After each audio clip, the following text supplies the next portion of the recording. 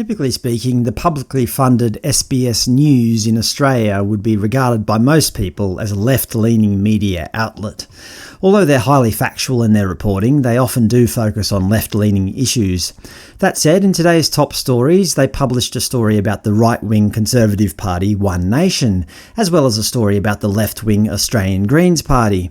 I mean, this is good to see. It's good to see SBS publishing news from all sides of politics. Regardless of my personal political persuasion, I think it's vital for democracy that all views are presented openly and honestly. The moment the media try to cover up one side of politics is when democracy starts to fail us.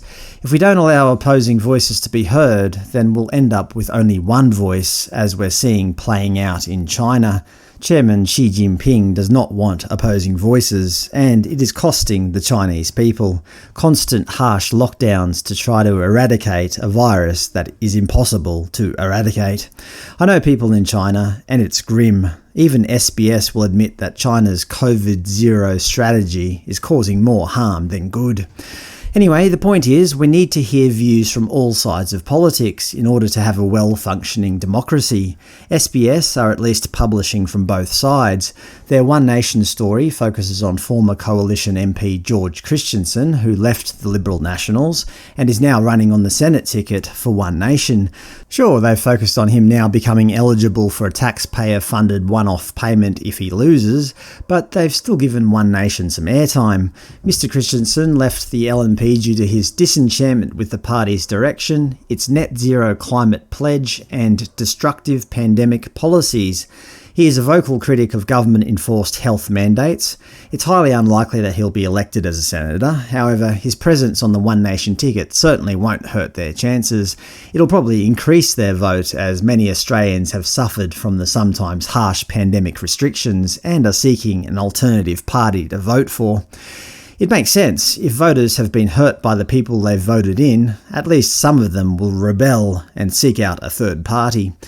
The leader of the Greens, Bandt, is pushing for dental care, as well as mental health care, to be included in Australia's universal healthcare program, Medicare, through a billionaire's tax.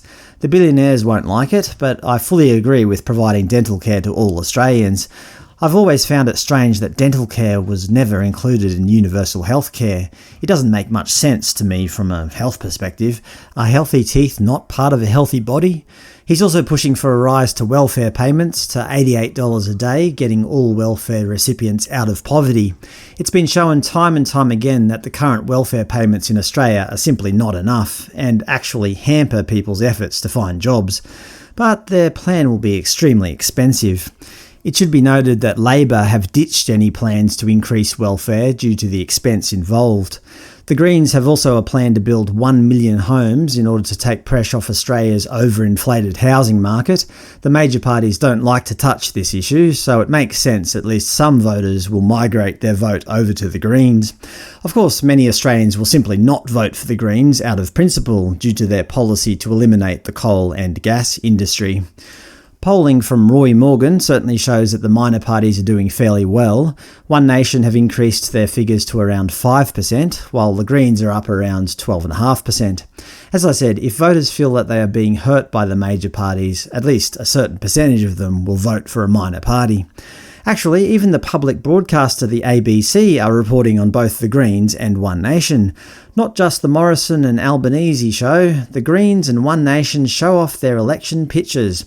It seems that the media, to some extent, have realised that hiding information from voters is a bad idea. It goes against democratic ideals, and voters are pretty savvy nowadays. If they sense that the ABC are intentionally hiding information, they'll just seek out that information elsewhere. The ABC may as well report it in an open and honest way, as they should. They represent all Australians, regardless of whether they support the Greens or One Nation or anybody else. Doing it any other way is just hurting themselves. Ultimately, they are funded by the taxpayer, so should represent all Australians. Actually, although many would say that the Greens and One Nation are polar opposites — they hate each other by the way — I think they are fairly similar in that they are both minor parties seeking voters who are disenchanted with the current two-party system. They're both willing to speak their minds on contentious issues. They're both willing to fight the hard fight. And I think that's what Australia needs. We need people who don't shy away from difficult conversations, and we need the media to respect that. You can call Greens voters this or that, you can call One Nation supporters this or that, but ultimately it's these conflicting viewpoints that we need to debate in order to make society better. Sometimes I feel that the two major parties just like playing it safe. They're so afraid of losing elections that they often don't want to touch tough social issues like housing, immigration and welfare.